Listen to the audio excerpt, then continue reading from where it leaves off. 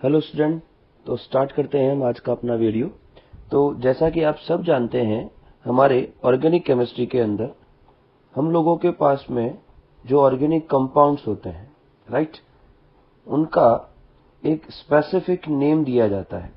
ऐसे देखा जाए तो जो नॉमेनक्लेचर, जो हमारी हेडिंग है, नॉमेनक्लेचर ऑफ ऑर्गेनिक कंपाउंड्स, तो उस हेडिंग के अकॉर्डिंग अगर बात करें तो टोटल आपके पास 3 तरह के नॉर्मल नेम देखने को मिलते हैं।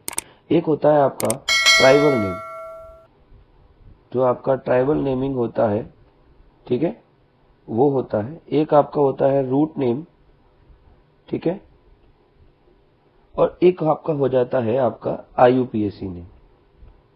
तो जो ट्राइबल नेमिंग है, जिसको हम कॉमन सिस्टम भी बोलते हैं, रूट नेम या इसको डिराइव्ड नेम भी बोल देते हैं, और जो IUPAC नेम है, इन तीनों में से जो सबसे हमको जो इंपोर्टेंटली पढ़ना है वो है हमारा IUPAC नेमिंग, राइट।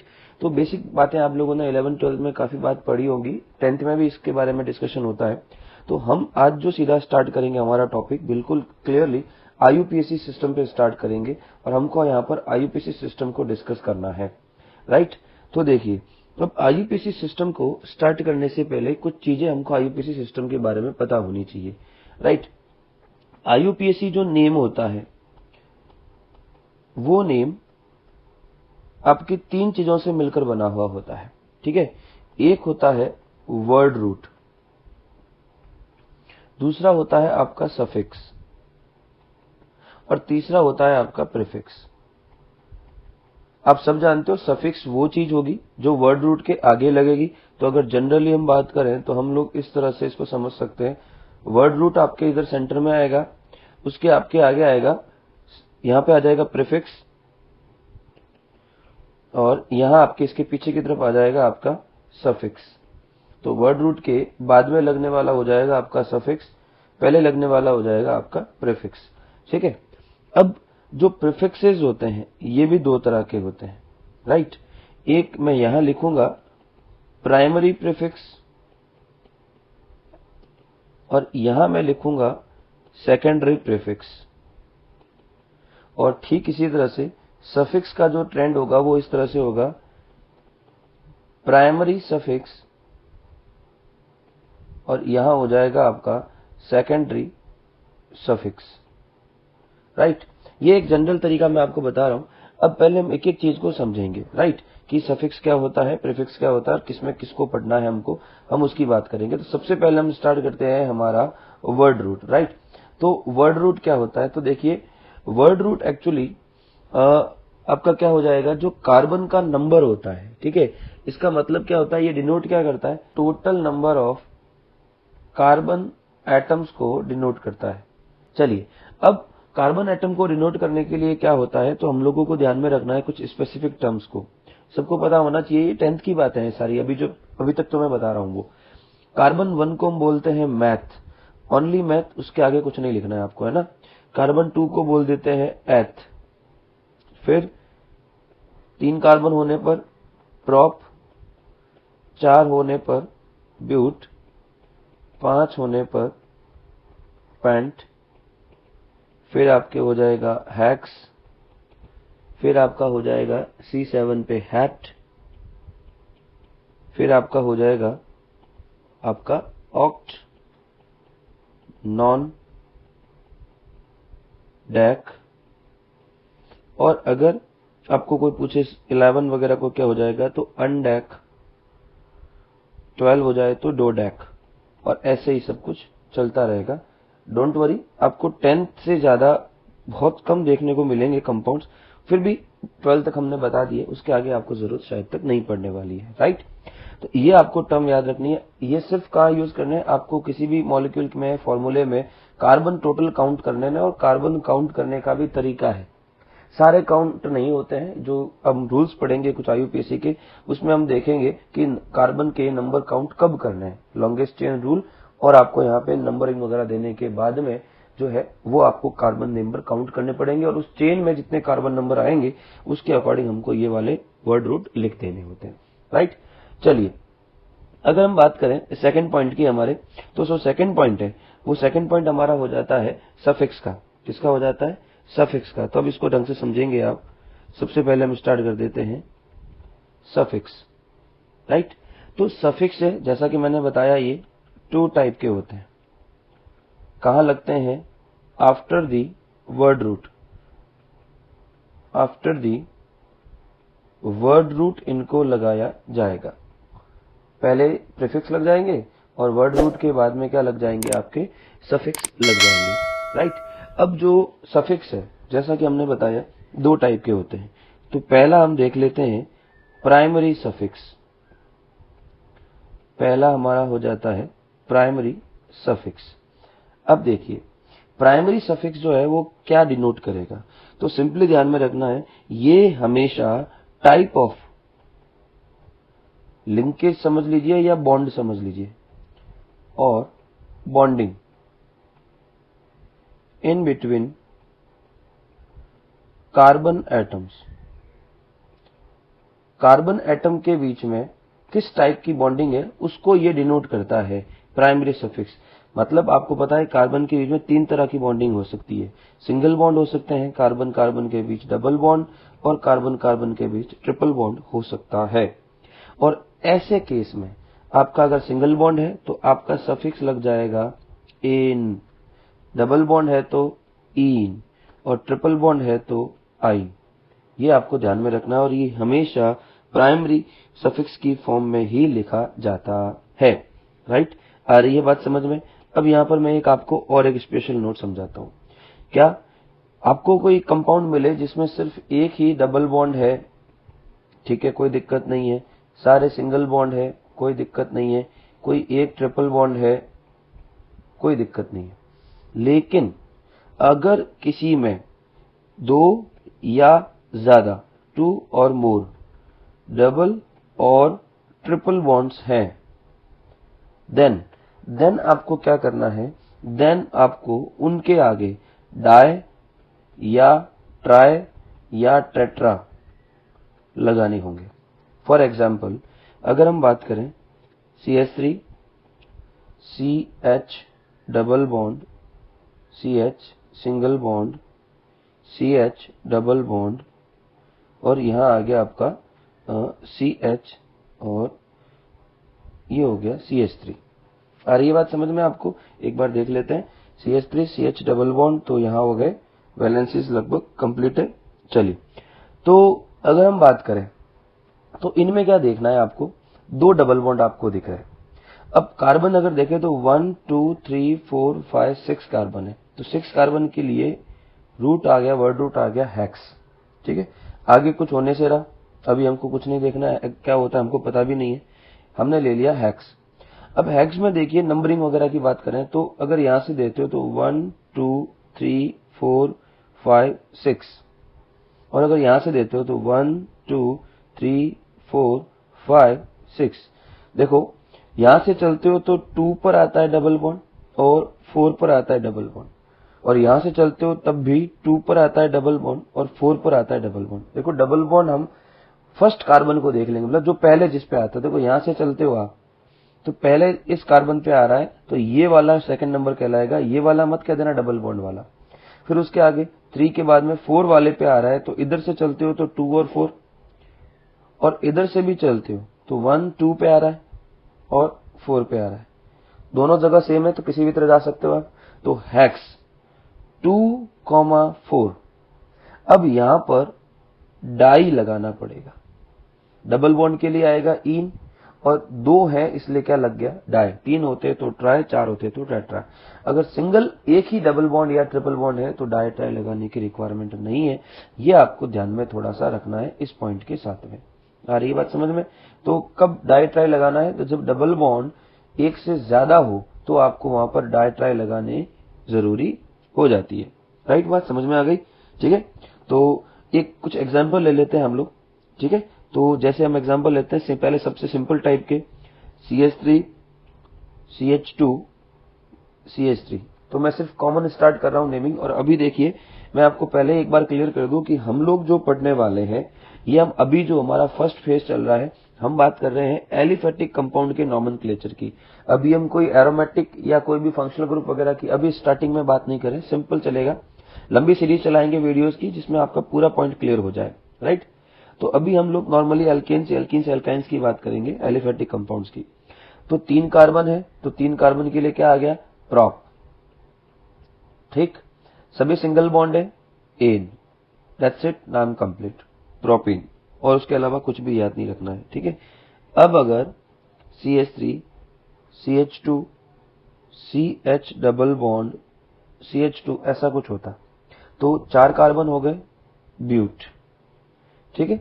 अब देखो, डबल बॉन्ड की पोजीशन भी चेक करनी है और वहां से वो नंबरिंग देनी है जिससे मिनिमम नंबर मिले। ये सब आप आगे आएंगे, फिर भी आप एक बार समझ लें। यहां से चलते हैं 1 2 3 4, तो यहां डबल बॉन्ड वाला कार्बन किस नंबर पे काउंट होगा, फर्स्ट पे। और अगर इधर से चलते हो तो 1 2 3 पे काउंट हो रहा है। तो मिनिमम नंबर रूल कहां पर अप्लाई हो रहा है, नंबर 1 पे। तो हमको नंबर 1 वाला ध्यान में रखना, मिनिमम नंबर रूल, राइट। तो अब यहां पर आ गया ब्यूट 1 इन। अब देखो 1 जब भी होता है उसको लिखने की जरूरत नहीं होती है, तो सिंपली आ गया butene, that's it. 4 carbon, butene, बात खत्म। ठीक। अब इसी तरह से CH2 double bond CH single bond CH2, right. अब अगर इनकी बात करें तो यहां अगर अपन देखें तो 4 कार्बन है, 4 कार्बन के लिए हो गया आपका ब्यूट। अब देखो यहां पर डबल बॉन्ड है पर ये 2 है, तो नंबर देखो तो दोनों तरफ से चलोगे तो आपको 1 और 3 मिलेगा। इधर से चलोगे तब भी आपको 1 और 3 ही मिलेगा, तो कोई दिक्कत वाली बात नहीं है। ठीक है। तो but 1,3 diene, right. 1 but 1,3 diene. ये पूरा का पूरा मैं आपको बोल देता हूं, ये पूरा का पूरा आपका अभी किस फॉर्म में है, प्राइमरी सफिक्स की फॉर्म में है। ये प्राइमरी सफिक्स है एक तरह से, और ये हो गया आपका वर्ड रूट। समझे बात को, ये प्राइमरी सफिक्स और ये वर्ड रूट हो गया, राइट। चलिए, तो ये हो गया अभी आपका। अभी इसमें हमको कोई ना तो सेकेंडरी सफिक्स की बात करी है, ना हमने कुछ भी प्रीफिक्स की बात करी है, कुछ भी हमारे पास यहाँ पे इनके अलावा नहीं है। सिर्फ यही 2 चीजें आपको ध्यान में अभी के लिए रखनी है, राइट। चलिए, अगर हम बात करें नेक्स्ट की, तो नेक्स्ट है इसमें सेकेंडरी सफिक्स। सेकेंडरी सफिक्स की बात कर लेते हैं। तो देखिए, सेकेंडरी सफिक्स काफी इंपॉर्टेंट है, और कैसे इंपॉर्टेंट है उसको भी समझना आप, कि यहां पर आपको ध्यान में रखना है कि सेकेंडरी सफिक्स डिनोट क्या करता है। तो सेकेंडरी सफिक्स यूजुअली तो इट डिनोट्स फंक्शनल ग्रुप। ये आपको फंक्शनल ग्रुप के बारे में समझाएगा कि कौन सा फंक्शनल ग्रुप आपके उस कंपाउंड में है। अब देखो, जरूरी नहीं है कि फंक्शनल ग्रुप हो। अगर फंक्शनल ग्रुप है तभी आपका सेकेंडरी सफिक्स लगेगा, नहीं है तो नहीं लगेगा, कोई दिक्कत नहीं है। ठीक है। तो ये आपको यहां पर समझ में आना जरूरी है, ये फंक्शनल ग्रुप होते क्या है। तो देखो, मैं सबसे पहले समझा दूं आपको। फंक्शनल ग्रुप को ऐसे तो हम लोग कुछ बुक्स में आपको कैटेगरी मिलेगी, कुछ बुक में कैटेगरी नहीं मिलेगी।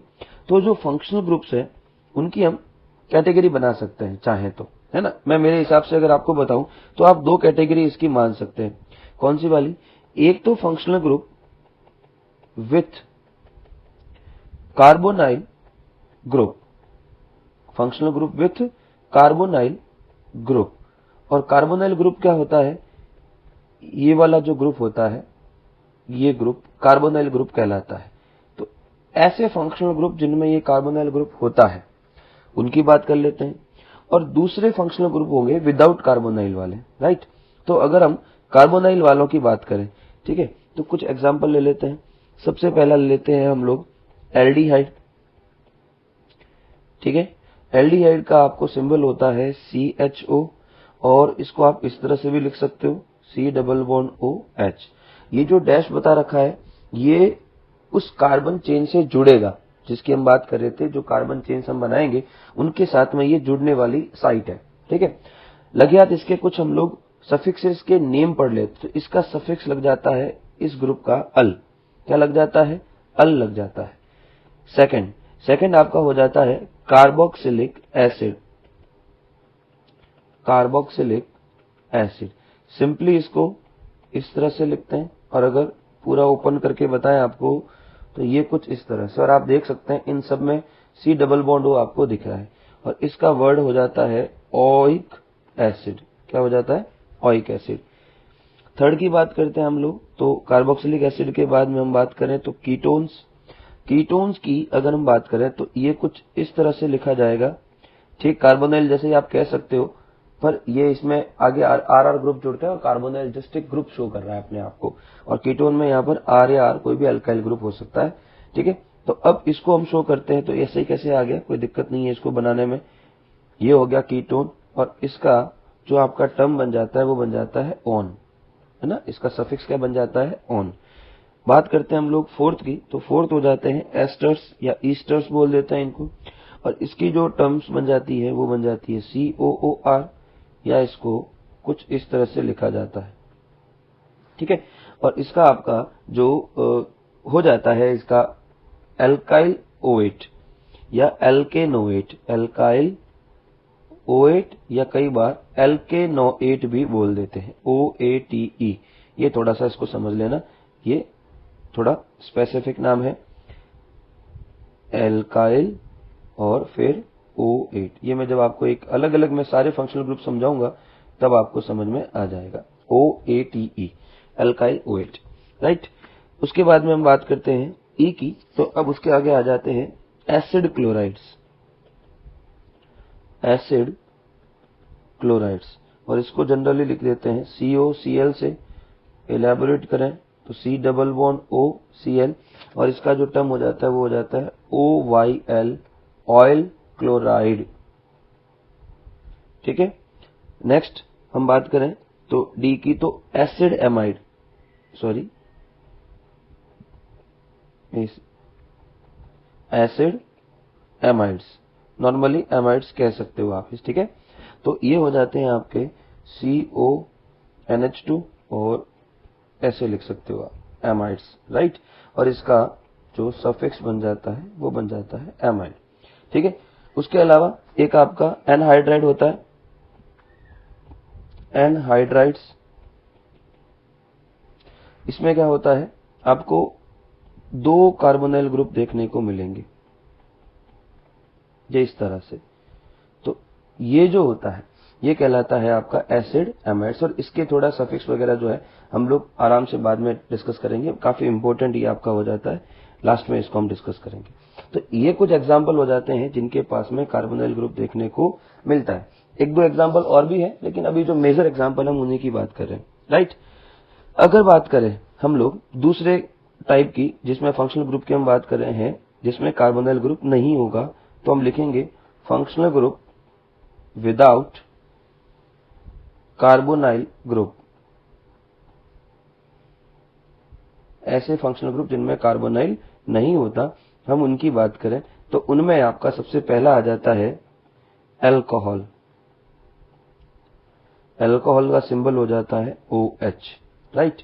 ठीक है, और इसका जो वर्डिंग आ जाती है OL, ऑल वर्डिंग आ जाती है। सेकंड की बात करें तो सेकंड हमारा हो जाता है यहाँ पे अल्कोहल के बाद में थायोल, SH। ठीक है, थायोल, ठीक है, पीछे भी इसमें थायोल ही लिखते हैं इसका। तीसरा जो आ जाता है आपका, और उसमें हम लिख सकते हैं ईथर। ठीक है, यहां सिर्फ O होता है, और इस तरफ जैसा कि मैंने आपको बता रखा है RR एल्काइल ग्रुप्स आ जाते हैं। ठीक है, और यहां पर आपका हो जाता है, देखो ईथर की भी नेमिंग कुछ डिफरेंट तरीके की होती है। एल्कोक्सी एल्केन्स इसको कह देते हैं कई बार, एल्कोक्सी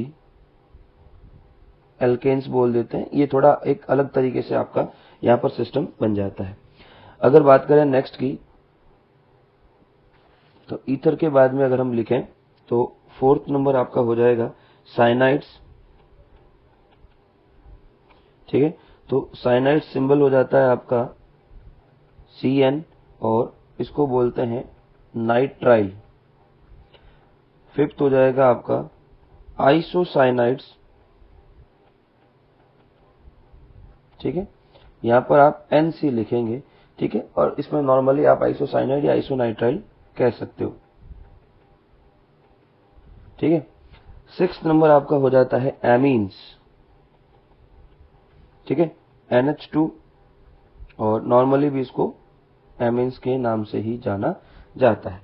तो ये कुछ हम बेसिक, मैं सारे की बात नहीं कर रहा हूं, सब कुछ तो फिर बहुत डिटेल हो जाएगी। बेसिक जितने भी हैं उन सब की हम बात करें, नॉर्मल लेवल पे हम जिनकी बात कर सकते हैं वो सारे ये हो जाते हैं हमारे सेकेंडरी सफिक्स की फॉर्म में, ठीक है।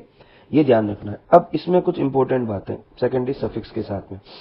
देखिए, सबसे पहले जब भी कोई फंक्शनल ग्रुप का सफिक्स लगेगा, फंक्शनल ग्रुप का मतलब हम यहां पर बात किसकी कर रहे हैं, सेकेंडरी सफिक्स की, तो वो किसके पीछे लगेगा, वो प्राइमरी सफिक्स के पीछे ही तो सेकेंडरी सफिक्स लगेगा।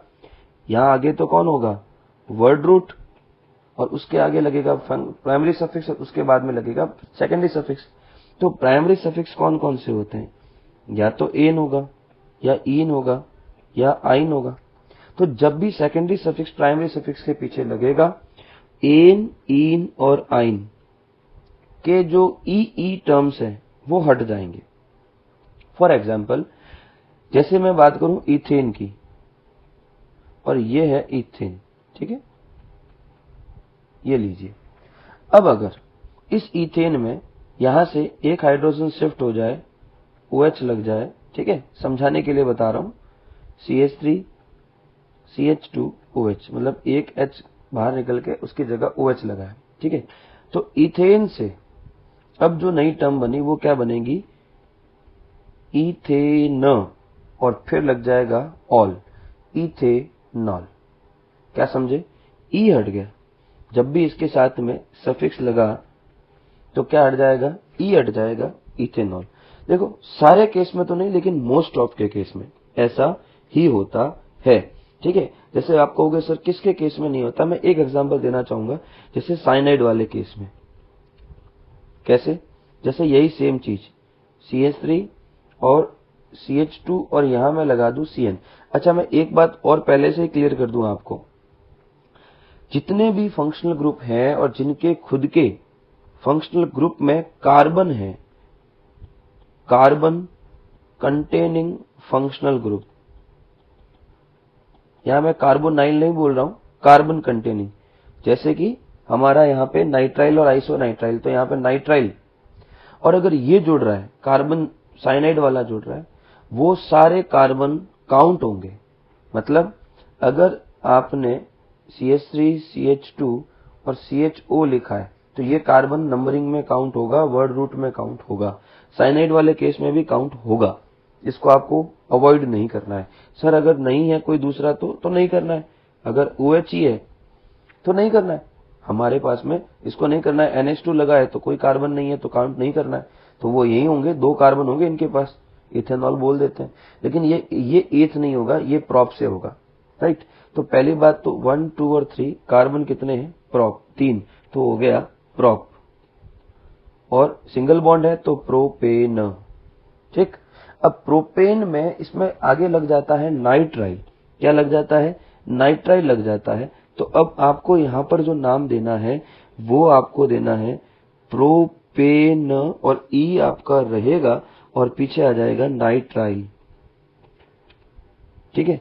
अब आप कहोगे सर किस में रखें किस में नहीं रखें, देखो ऐसा जरूरी नहीं है, पर कुछ जगहों पे IUPAC इस चीज को रख सकती है, तो प्रोपेन नाइट्राइल में ई रहता है।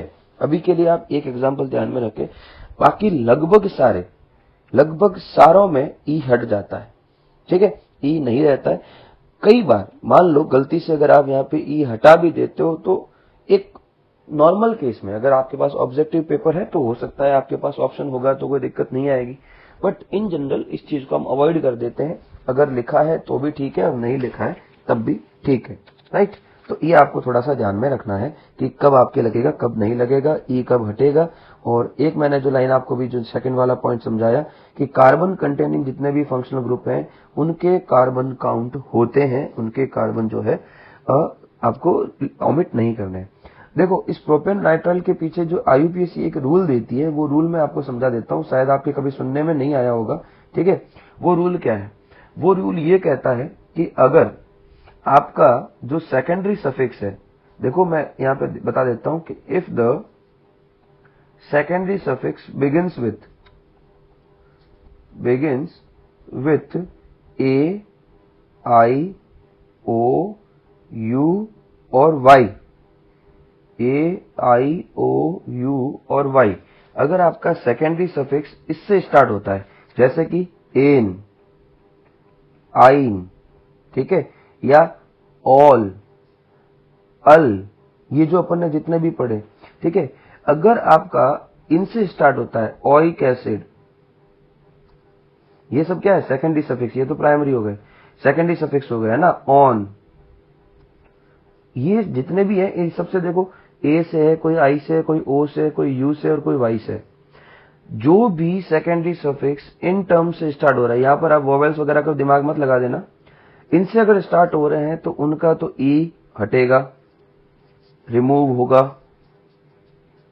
और अगर इसके अलावा किसी दूसरे से, जैसे नाइट्राइल, एक आपको एग्जांपल यही नजर आ रहा होगा अभी के लिए, तो अब इसमें नॉट रिमूव्ड। देखो, आप जो मैं बोल रहा हूं उस पर थोड़ा फोकस रखें। इतना सारा कुछ मैं बोर्ड पे नहीं लिख पा रहा हूं, मेरे व्हाइट बोर्ड पे, बट फिर भी आप इस, नहीं तो फिर ये वीडियो बहुत लंबा हो जाना है, और फिर ऐसे वीडियोस की अगर सीरीज बनाएंगे तो हमारे कम से कम 25-50 वीडियो भी बन जाएंगे, तो शायद अपना टॉपिक कम हो जाएगा।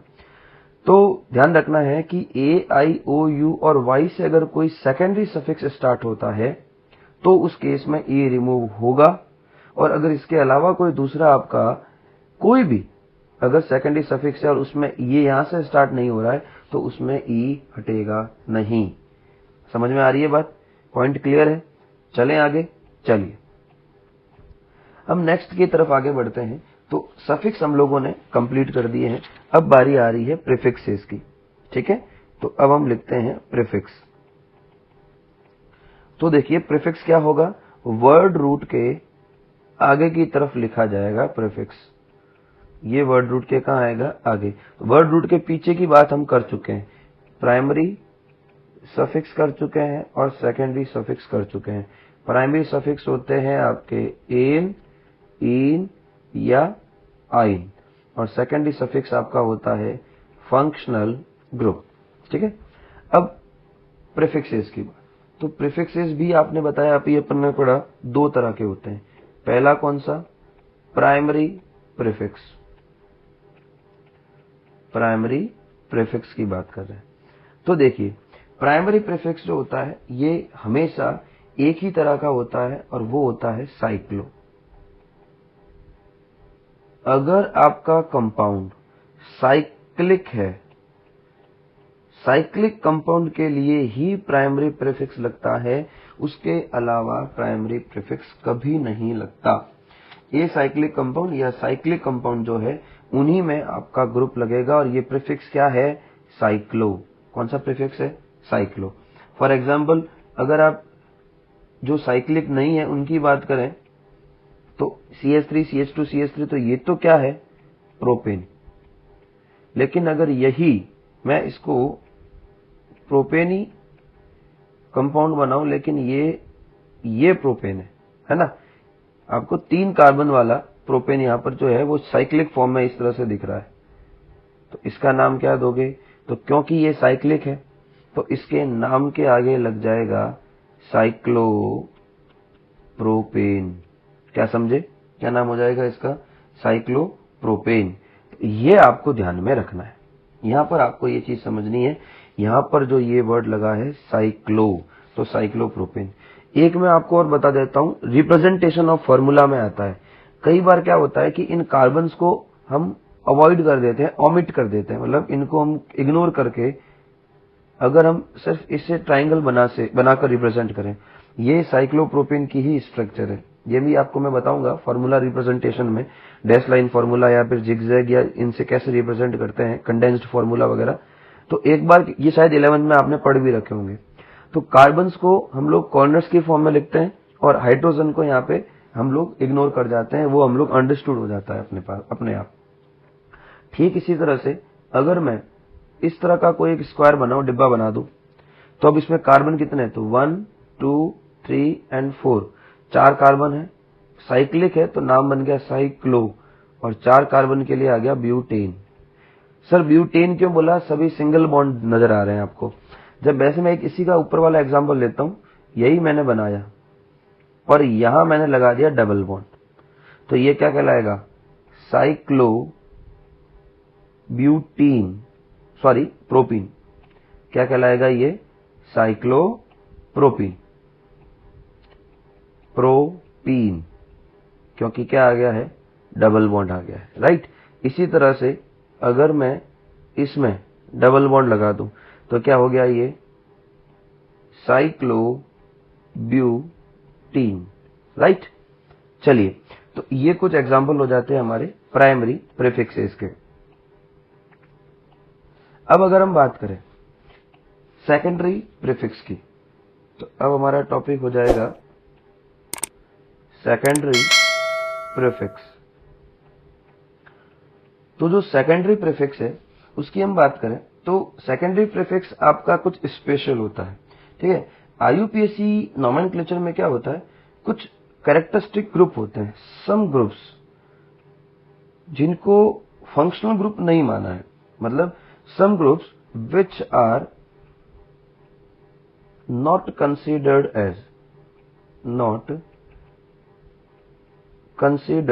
as functional groups are called secondary substance, या इनको हम बोलते हैं substituents, या इसको called की जगह हम कह सकते हैं considered as substituents। अब देखो आपके दिमाग में क्वेश्चन आ रहा होगा कि सर क्यों नहीं माना, और जिनको माना उनको क्यों माना। देखो फंक्शनल ग्रुप जो है उससे एक टर्म निकल के आती है कि ऐसे ग्रुप्स जो फंक्शंस को डिटरमाइन करते हो वो होते हैं फंक्शनल ग्रुप्स। तो बेसिकली जिन हम फंक्शनल ग्रुप की हम लोगों ने पीछे वाले टॉपिक पे बात करी अभी, तो वो एक ऐसे ग्रुप्स थे जो किसी कार्बन चेन के अंदर बहुत बड़ा मेजर चेंज कर देते हैं फंक्शंस में। तो जो इफेक्टिव चेंज करते हैं उनको फंक्शनल ग्रुप की कैटेगरी में ज्यादा कंसीडर कर दिया। और अभी जिन ग्रुप्स की हम बात करेंगे वो कोई बहुत बड़ा मेजर चेंज नहीं करते हैं, कोई बहुत बड़ी इनमें कोई चेंज नहीं आती है प्रॉपर्टीज में, इसके कारण से उनको फंक्शनल ग्रुप नहीं कहा गया है। हालांकि मेरा ये जो मैं डेफिनेशन दे रहा हूं कोई ऑथेंटिक डेफिनेशन नहीं है, और इसकी ऑथेंटिक डेफिनेशन आपको शायद कहीं मिलेगी भी नहीं कि सेकेंडरी प्रीफिक्स में किसी को क्यों रखा है और प्राइमरी प्रीफिक्स में किसी को क्यों नहीं रखा है, सफिक्स में क्यों नहीं रखा है। लेकिन आपको ये ध्यान में रखना है कुछ फंक्शनल ग्रुप्स जिनको नहीं माना गया, कुछ ग्रुप्स को, उनको हम सब्स्टिट्यूएंट्स या सेकेंडरी प्रीफिक्स की फॉर्म में लिखते हैं, राइट। कौन कौन से वो ग्रुप्स हैं, जैसे सबसे पहले फ्लोरो, फ्लोरीन जो है अगर वो जुड़ा हुआ हो तो फ्लोरो, सारे हेलोजन ले लेते हैं, क्लोरो, ब्रोमो, आयोडो, उसके बाद में एक याद रखना है नाइट्रोसो, उसके बाद में है नाइट्रो NO2, एक आपका CH3 हो जाता है जिसको हम बोल देते हैं मिथाइल, जो कि एक बहुत अच्छा सब्स्टिट्यूएंट होता है, काफी जगह देखने को मिलता है आपको। फिर C2H5, H5 है ये हो जाता है इथाइल। उसके बाद में OCH3, ठीक है, इसको हम बोल देते हैं मिथॉक्सी, हालांकि एक ईथर की कैटेगरी में आ जाता है। और उसके बाद में इसी तरह से C2H5 लिखूं तो ये हो जाता है इथॉक्सी। ये बात आपको समझ में आनी जरूरी है। ये कुछ है जिनको हम सब्स्टिट्यूएंट की तरह यूज कर सकते हैं। तो कॉमन चीजें हैं, बहुत मैंने कॉमन ही बताया है, क्योंकि जितनी डिटेल पे जाएंगे उतना ही फिर अपना जो है स्टडी मटेरियल बहुत ज्यादा लेंदी हो जाएगा। तो बेसिक बातें जो आपके मेजर 11-12 को एक बार के लिए समझा देगी, और उसके अलावा जो कुछ कॉम्पिटिशन्स के कुछ बेसिक क्वेश्चन है उनको क्लियर कर देगी। तो हम लोगों ने सफिक्सेस कंप्लीट कर दिए और प्रीफिक्सेस कंप्लीट कर दिए, राइट। अब हम क्या करते हैं, देखो आज के लिए इतना ही रखते हैं। आज वाला वीडियो भी देखो काफी लंबा हो चुका है, 20-25 मिनट 30 मिनट का वीडियो बहुत होता है एक बार के लिए। 2-4 घंटे के वीडियो में बच्चे वैसे भी बोर हो जाते हैं। तो इसमें हम लोगों ने एक बेसिक आइडिया देख लिया, और लगभग ये सब पूरा वीडियो जो है ये सारा का सारा आपने 11th क्लास में पढ़ रखा होगा। मेजर जो चीज है वो अब समझने की, ये मुझे पढ़ाना जरूरी था, इसको मैं छोड़ नहीं सकता था। अब जो समझने लायक बातें हैं जो अब आपके नहीं पढ़ी हुई है या कम पढ़ी हुई है, जिसमें कंफ्यूजन है, वो है अब आने वाले वीडियोस में। अब मैं क्या करूंगा, आपको सबसे पहले स्टार्ट करवाऊंगा IUPAC name of the aliphatic compound. Aliphatic compound की नेमिंग कैसे देते हैं, किस तरह से देते हैं, उनकी बात करेंगे हम। उसके बाद में हम बात करेंगे उसके अंदर कुछ और टॉपिक्स की, स्पेशल एक एक फंक्शनल ग्रुप को लेके हम बात करेंगे, ठीक है। चलिए एक चीज मुझे और याद आ रही है, मैं आपको समझा देता हूं इसी पॉइंट के आगे, वो आपके शायद थोड़ी सी काम आ जाए, 2-4 मिनट की बात होगी वो। एक आपको यहाँ पे समझना जरूरी है, वो है टाइप ऑफ कार्बन। अगर आपने कभी सुना हो तो हम लोगों को अभी यहाँ पे जो पढ़ना है वो 1-2 मिनट का टॉपिक है, टाइप्स ऑफ कार्बन। क्या मतलब हुआ, कार्बन्स के भी टाइप होते हैं और वो भी कंपाउंड्स में, स्पेशली जो कंपाउंड्स होते हैं। और यहाँ पर मैं बात करूं तो एल्केन्स के अंदर ही हम इसको करेंगे, क्योंकि एल्केन की सबसे ज्यादा पॉपुलर कैटेगरी के कंपाउंड्स हमको देखने को मिलेंगे। तो कार्बन के टोटल आपके 4 टाइप होते हैं, प्राइमरी, सेकेंडरी, टर्शियरी और क्वाटरनरी, जिसको आप 1 डिग्री, 2 डिग्री, 3 डिग्री या हो सकता है तो 4 डिग्री। 4 डिग्री कहना कम पसंद करते हैं, लेकिन फिर भी हम कह सकते हैं यहाँ पे अभी 4 डिग्री कार्बन्स होते हैं। मैं एक एग्जांपल लेके बता देता हूँ सीधा। देखो, आप एक लाइन याद रखना इसमें, कोई भी कार्बन जिसको आपको कहना है कि वो प्राइमरी है या सेकेंडरी है या टर्शियरी है या क्वाटरनरी है, उस कार्बन को देखो कि भाई मुझे किसकी बात करनी है, तो मुझे इसकी बात करनी है। ये कार्बन कुल कितने कार्बन से जुड़ा होगा, जितने भी कार्बन से डायरेक्ट जुड़ा हुआ है। डायरेक्ट का मतलब अगर ये इतनों से जुड़ा हुआ है तो इसका मतलब ये 1, 2, 3, 4 से जुड़ा हुआ है, तो ये कार्बन क्वाटरनरी नहीं हुआ। ये डायरेक्टली कितने से जुड़ा हुआ है, 1 से, तो ये हो गया प्राइमरी। ये वाला कार्बन बीच वाला, ये डायरेक्ट 2 से जुड़ा हुआ है, तो ये हो गया, ये वाला हो गया सेकेंडरी।